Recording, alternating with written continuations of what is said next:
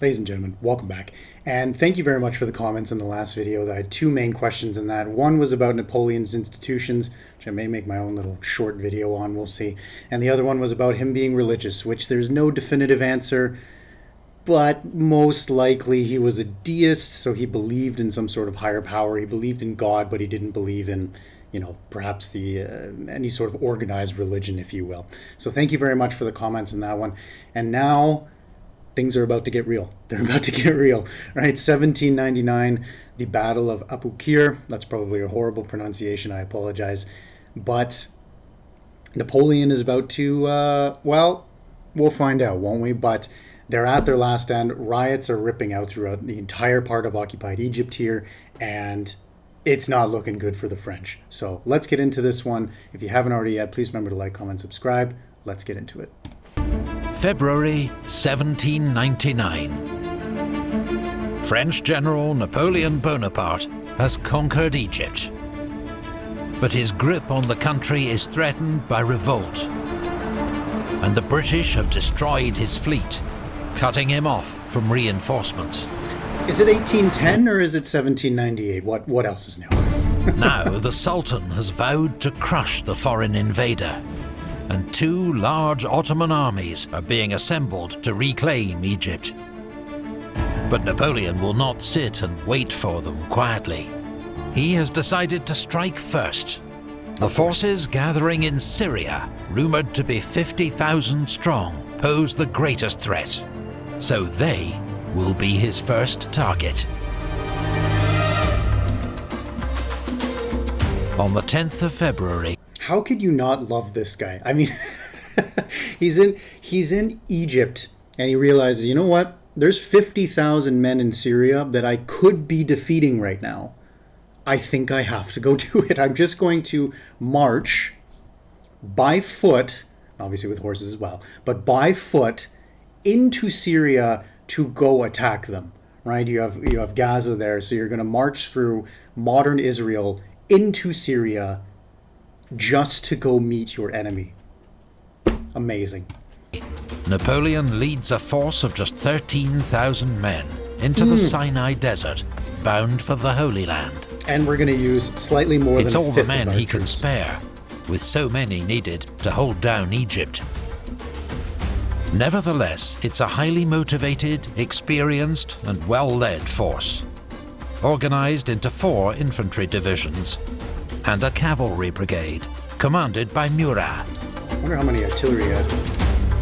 How much artillery? For Napoleon, speed and surprise are imperative, but things start to go wrong very quickly.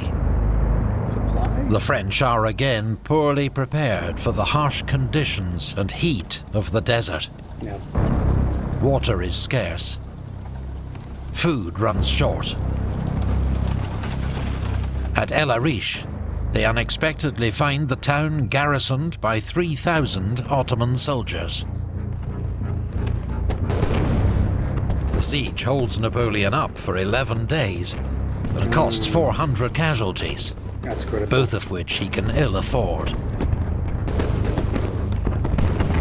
The garrison's surrender is secured only with generous terms. They are disarmed, but allowed to leave after swearing an oath not to take up arms against the French for a year. He's just waiting for day 366, just, I gotta get back at Napoleon. The French army continues into Palestine. Its fertile plains and fruit trees a relief after the desert. On the 24th of February, the French occupy Gaza, where they're delighted to find large stores of food and ammunition abandoned by the Ottomans. Interesting. Napoleon's next objective is the port city of Jaffa, held by 5,000 Ottoman soldiers. Really beautiful place, if you ever get the chance to visit. It's really, really interesting. Tons of history there. His field guns blast away at its stone walls I think my hostel was until right there. finally a breach is made. But when Napoleon sends a messenger to invite surrender, to spare both sides the horrors of an assault, the Ottomans cut off his head and display it from the city walls.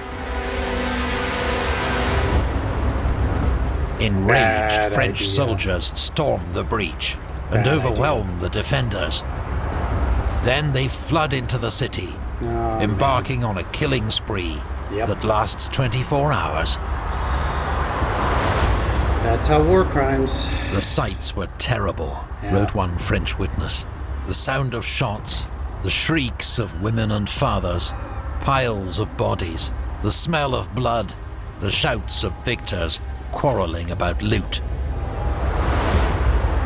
The butchery is indiscriminate. Women and children are slaughtered alongside 2,000 Ottoman soldiers. The next day, order is gradually restored. But more horrors are to come.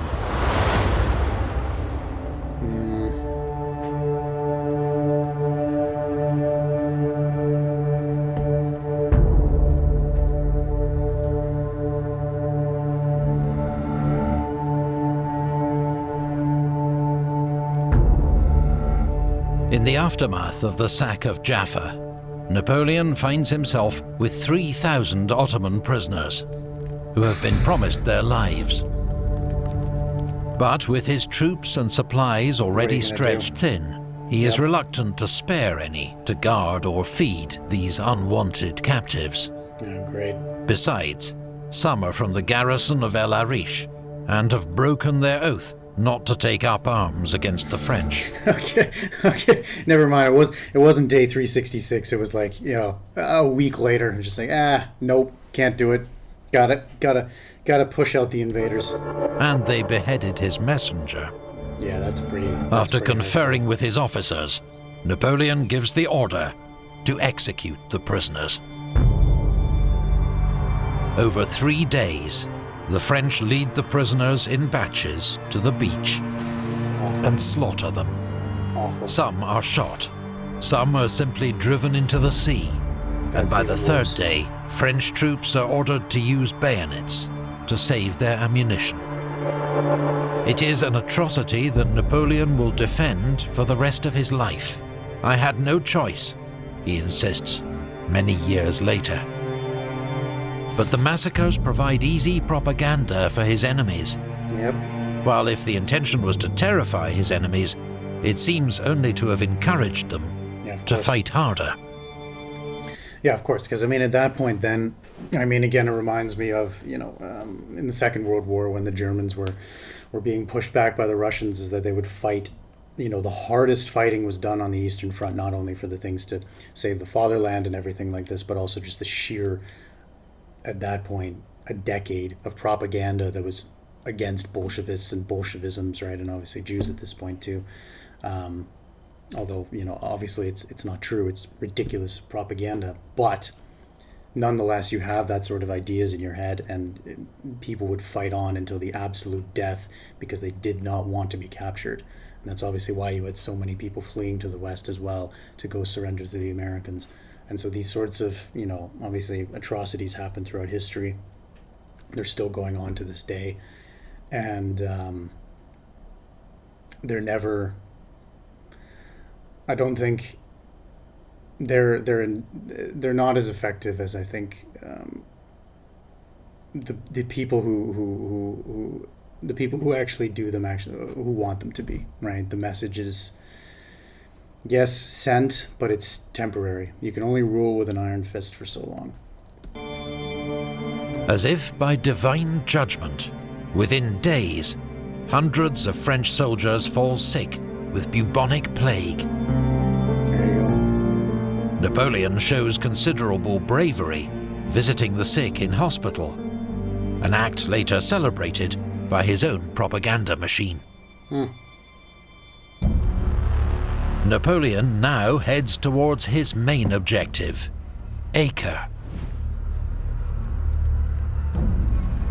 The ancient port city, famed for its role in the Crusades, is now the seat of the local Ottoman governor. He is Ahmed Pasha al-Jazar, known as the Butcher. For 25 years, great, more war crimes. He has ruled Syria with an iron fist, and is notorious for his imaginative tortures and executions. He has ignored Napoleon's invitation to surrender. And what's more, unknown to Napoleon, 2 British ships of the line have arrived to support him. Napoleon arrives at Mount Carmel, 12 miles south of Acre, just in time to see the British capture a coastal convoy carrying his vital siege guns. Of course. Their loss is a massive blow to his hopes for a quick siege. Yep.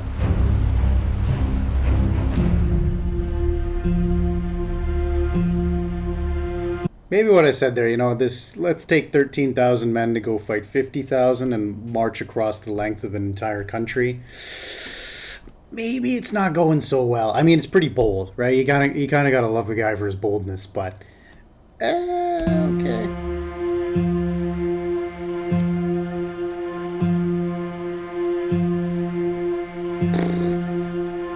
On the 18th of March, the French arrive outside Acre's walls and start to dig in.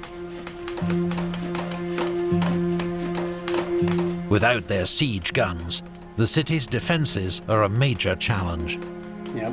Acre bristles with 250 guns, is surrounded on 3 sides by the sea, and on the other by walls that are 8 feet thick. All right. The British control What brilliance is he going to show today? the sea, ensuring easy resupply, and have landed Marines, naval gun crews, and now Napoleon's own siege guns to bolster the defences. Oh, come on. The British commander, Commodore Sir Sidney Smith, is energetic and full of ideas, while a French émigré, Antoine de Philippot, a former classmate of Napoleon's, provides expert siege advice. What the heck could his plan possibly be? Let's analyze this. So you have you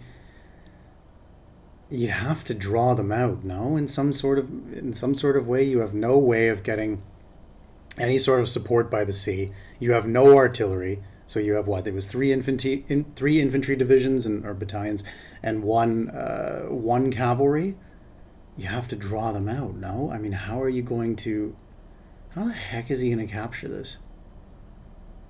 I have no idea. This was kind of the fun part about all these videos too, is like pausing them and to sort of estimate how this is going to go.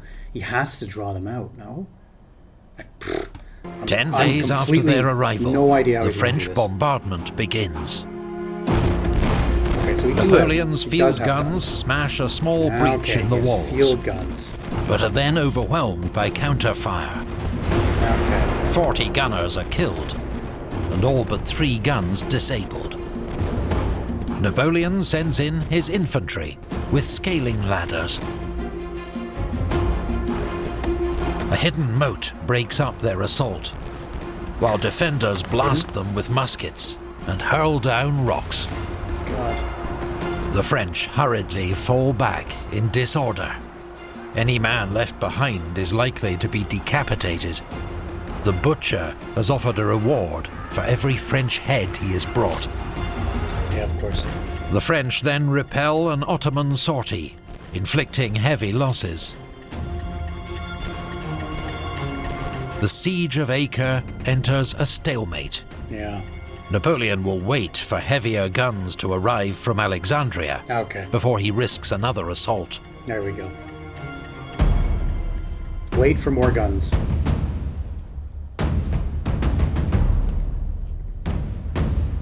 But then, alarming news arrives to disrupt this plan. The Ottoman army gathering to the north, 40,000 strong, is on the move. Napoleon can spare just 4,000 men to face them. The odds seem insane, but Napoleon trusts in the training and experience of his troops, and particularly the quality of his officers. Unsure of the enemy's line of advance, he divides his force. On the 8th of April, at Nazareth, Junot locates and scatters an enemy cavalry force 10 times his number. Of course. 3 days later, Kléber defeats 5,000 at Cana, while Murat surprises another force north of Lake Galilee. Nice. Of course it's Mira. On the 15th, General Kleber receives word that the main enemy force has swung round to the south and is camped near Mount Hamoure, 8 miles from Mount Tabor. Seeking glory, Kleber advances with just his own division, intending to surprise the enemy at dawn. But he misjudges the march. When the sun rises, he's exposed on open ground, his 1,500 men facing 35,000. Nice. Great. Kleber's division forms square, and under a scorching sun, holds the enemy at bay for 10 hours. What? But they are running low on ammunition and desperate for reinforcements. Napoleon, meanwhile, is racing towards them with 2,500 men. He arrives just in time, attacking the Ottoman army from behind, taking them completely by surprise. Okay, I have to ask a dumb question. I have to. How the heck did they have enough ammunition for 10 hours within that square? How big is this square? I mean, 1,500 men is obviously not an insignificant amount. Nonetheless, they're facing 35,000 Ottomans. How did they have, like, you know what I mean? Like, what is the pace of battle here? I mean, obviously they don't have, semi-automatic semi-automatic machine guns here, and they're firing a gajillion rounds a minute. But, like, logistics-wise, size-wise, and this is what I wanted to see in the Napoleon movie, but didn't quite see it, right, is how? Just how? That's my question. I think I kind of want to understand more of, like, the small-scale stuff, right? We've obviously been watching these videos together, and it's obviously about the large-scale battles and everything like that, and the politics and the history and everything that's going on. But I want to know more about this little square, right? And so if you have a video recommendation about that, about how it looks specifically right into this little square, it doesn't have to be this battle, of course, but nonetheless, put it down in the comments below. I'd love to watch it. Most of their forces are a peasant militia, and seized by panic, they flee in all directions. Oh, great. Kleber joins the attack. The Ottoman army disintegrates. Yeah. Wow. At a cost of fewer than 300 casualties, Napoleon has destroyed the enemy relief force and secured control of Palestine. Oh my. The fall of Acre must now surely follow. Yeah, it's imminent. What? So they just crumbled. My God, wow. So this really was a theme until the war of the third coalition, or maybe the fourth coalition, maybe even the fifth coalition. The troops would just crumble. They'd just disintegrate as soon as they had the organized French troops coming through. Man, that organization was absolutely the killer selling point for Napoleon. Wow, 35,000 just collapsing against 10 times fewer enemies.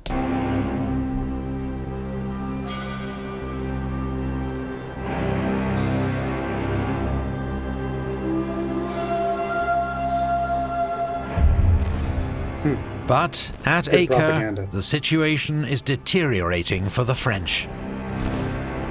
Without control of the sea, they can do nothing to prevent supplies and reinforcements entering the city. That's why I'm not. While their own ammunition stocks are so low, men are sent to find spent cannonballs to fire back at the city. Most alarmingly, plague breaks out in the French camp, with around 20 new cases every day. Then, suddenly, a chance to end the siege. On the 24th of April, the French explode a mine under one of Acre's towers, causing serious damage. Napoleon orders an immediate assault. Hundreds of grenadiers charge forward.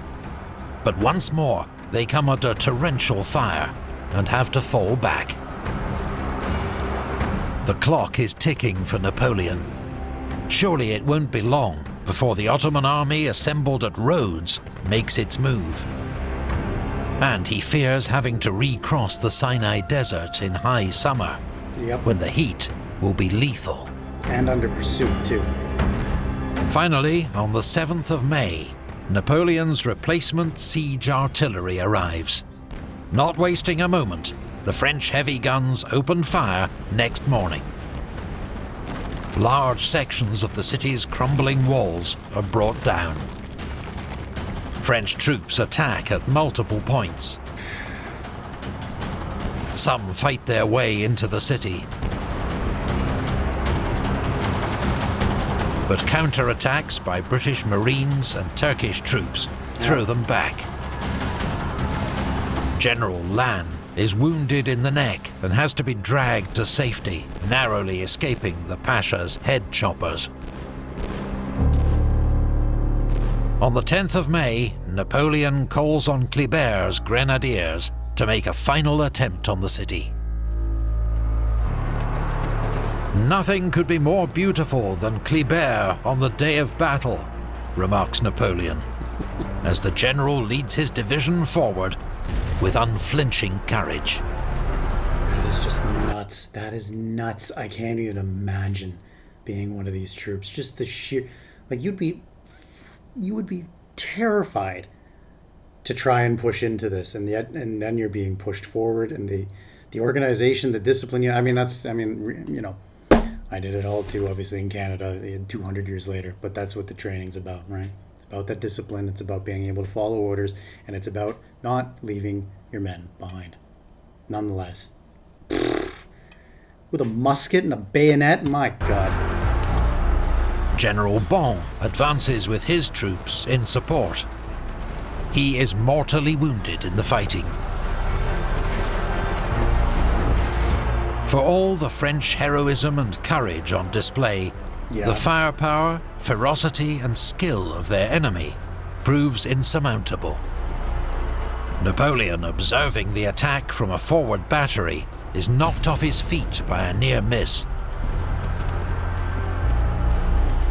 Finally, he accepts his men have done all that can be asked.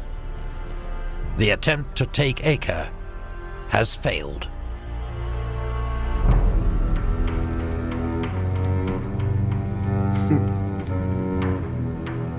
I guess Providence was not in his favor that day. Acre is Napoleon's first major military defeat. The 4-month campaign will cost him 4,500 casualties, more than a third of his army's fighting strength. Nevertheless, Napoleon has succeeded in his main objective, neutralizing the threat from Syria. On the 20th of May, his army begins the 300-mile march back to Egypt. En route at Jaffa, Napoleon orders that around 50 of his men, riddled with plague and unable to march, be put out of their suffering with an overdose of laudanum. They are mercy killings. The victims would have suffered worse at the hands of the enemy. True. But the decision is still controversial. Yep. Obviously against a very, what would you say? I don't think Catholicism or Protestantism was allowed for this, especially at the time.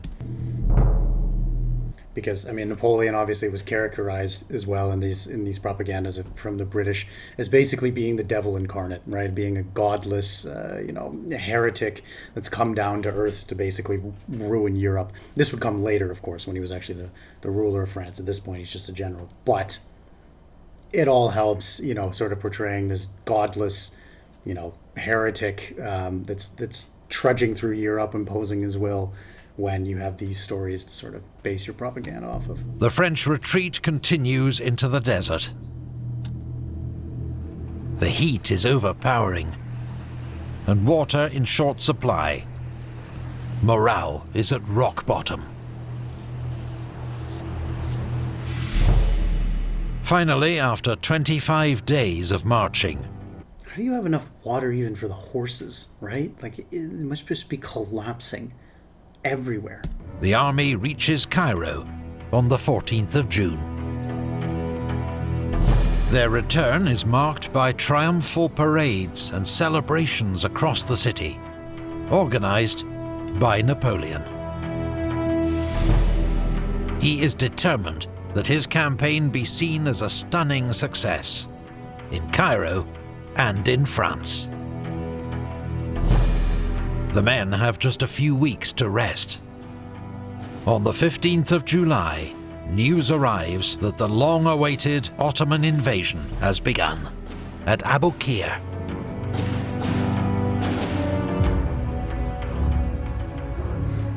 Here we go. The big one. There is no time to lose. Napoleon must hit the enemy immediately before he can break out into the Nile Delta. With most of the Cairo garrison, Murat's cavalry, and Kleber's division, 10,000 men in all, he races towards Aboukir. The experienced Ottoman commander, Said Mustafa Pasha, has 9,000 men entrenched in 2 defensive lines guarding the fortress of Aboukir. His plan is to force the French to attack his strong defenses. Yep. Napoleon is thrilled to learn this. The enemy has nowhere to run. At dawn on the 25th of July, he orders an all-out attack. The first Ottoman defensive line had not been completed and is overrun in minutes. French cavalry sweep around to cut off the Ottoman right flank. Yep.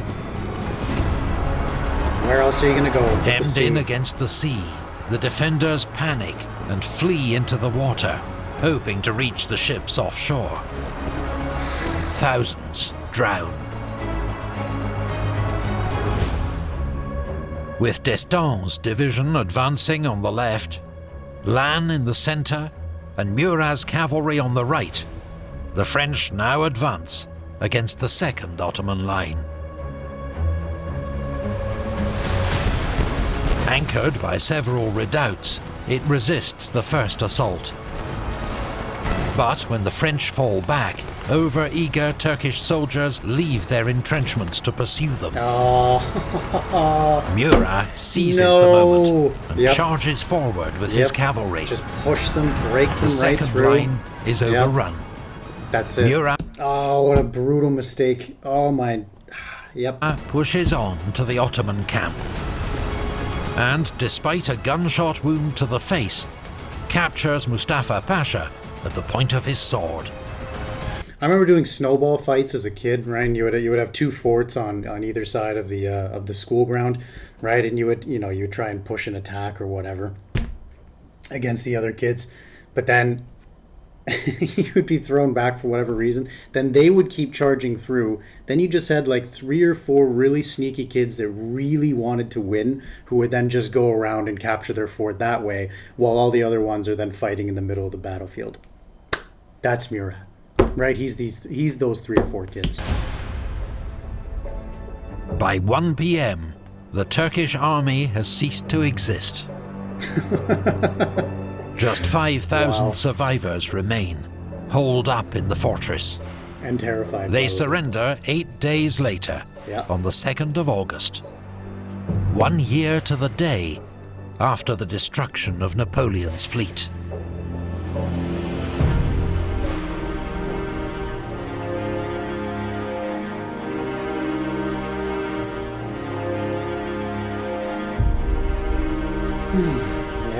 The Battle of Aboukir is a great victory for Napoleon and does much to repair his reputation after defeat at Acre. But news now reaches him of developments in Europe, and for France, the news is not good. A new second coalition has been formed against France, led by Britain, Russia, and Austria. Their armies have won a series of battles against the French, reversing almost all Napoleon's gains in Italy. I was just going to say that. All that hard work done in Italy, all gone. And now threaten the Republic with invasion. It is no time for France's best general to be far from home, unable to influence events. Yep. La Patrie is in danger. Napoleon's next move is not in doubt. Deb. On the evening of the 23rd of August, Napoleon quietly boards a frigate near Alexandria, with a small entourage, including Berthier, Marmont, Lannes and Murat, Okay. and sails for France. The best. To his army, he leaves only a short proclamation. The news from Europe had determined me to proceed to France. I leave the command of the army to General Kleber. The army shall hear from me forthwith. At present, I can say no more. So leave it to the general who, I don't know anything about him and at this future point, but the guy who raced off against 35,000 Ottomans with 1,500 men, 3,500 men, and then had to be saved by Napoleon. Let's leave it to that guy. It costs me much pain to quit troops to whom I am so strongly attached. And you know, maybe he actually was strongly attached. Again, these are the troops that I said in the last video that were veterans of the campaign in Italy, of which all those gains have now been lost, but nonetheless. And maybe he was. I mean, if there's something that we could say about Napoleon is that I think it does seem as though, again, not like in a touchy-feely kind of way, but it did seem that the morale of his troops was very important to him. Because they could keep fighting for him, sure, but I do genuinely believe when he says that I am so strongly attached to these troops. I do believe him. I do. General Kleber. The other well, there you go. So maybe we'll get into that. He's probably furious. Was Napoleon right? That's an interesting debate. I would probably lean on the side of yes, he has to. And I mean, as history shows, he would then go to become, obviously then into a very important position and conquer most of Europe. He is probably doing the right thing, though, here, by going back to France. Is not amused by his sudden promotion. He's deserted us with his breeches full of merde, he declares. When we get back to Europe, we'll rub his face in it. But Kleber will never return to Europe. Yep. The following summer, he is stabbed to death in Cairo by a young Muslim radical. The remnants of the French army in Egypt surrender to the British in 1801, following defeat at the Battle of Alexandria. It's 2 years later, right? They are later repatriated by the British Navy under the terms of a peace treaty.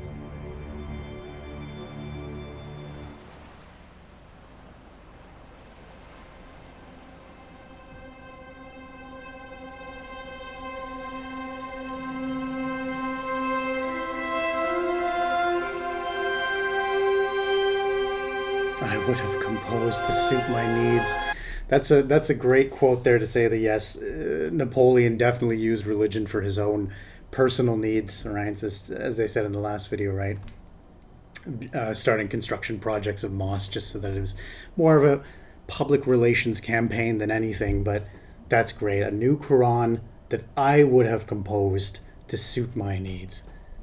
Napoleon definitely saw religion as a tool. Definitely. There's no definitive answer, but I would say so. I would assume so. Napoleon's expedition to Egypt was a costly failure for France. Its aims, which had always been vague and opportunistic, became impossible following the destruction of the French fleet at Aboukir. And though it has lived long in popular imagination, for every dashing act of heroism or romantic legend, there was a moment of immense brutality and terrible suffering. Yep. Ruthless sickness as well. The expedition did have one positive legacy. Shortly before he left for France, Napoleon was invited to inspect a stone slab that his troops had pulled from the rubble while building a fort near the town of Rosetta. Dating to the 2nd century BC, the slab was inscribed with a royal decree. Uniquely, the same text appeared in Demotic, Ancient Greek, and Egyptian hieroglyphs.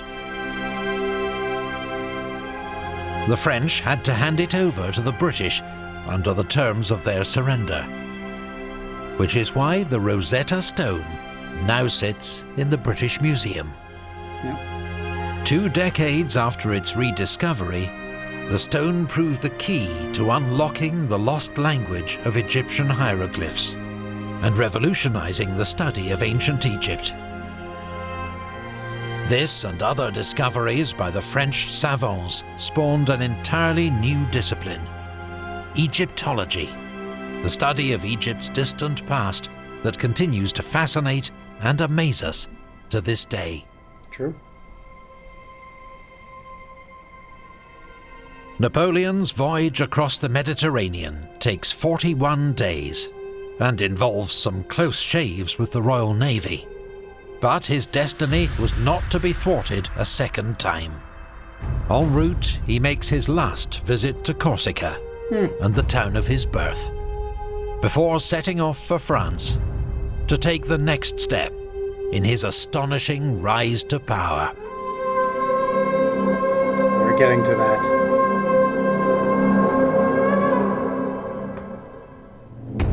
Bias and misinformation. Perfect. Ground news. That'll be the next video, is that Napoleon seizes power in, well, 1801, I think. No, 1800. Either way, we'll figure it out. Dates, who needs them? Thank you very much for watching. And the next video, as I said, is that Epic History TV did do Napoleon seizes power, and that will be the next one that we're watching. Thank you very much for joining me on this one. As I said before, usually I like to provide a little bit more commentary. This is one that I really don't know that much about, and I've been learning it with you guys. So thank you very much. Take care. I'll see you in the next one.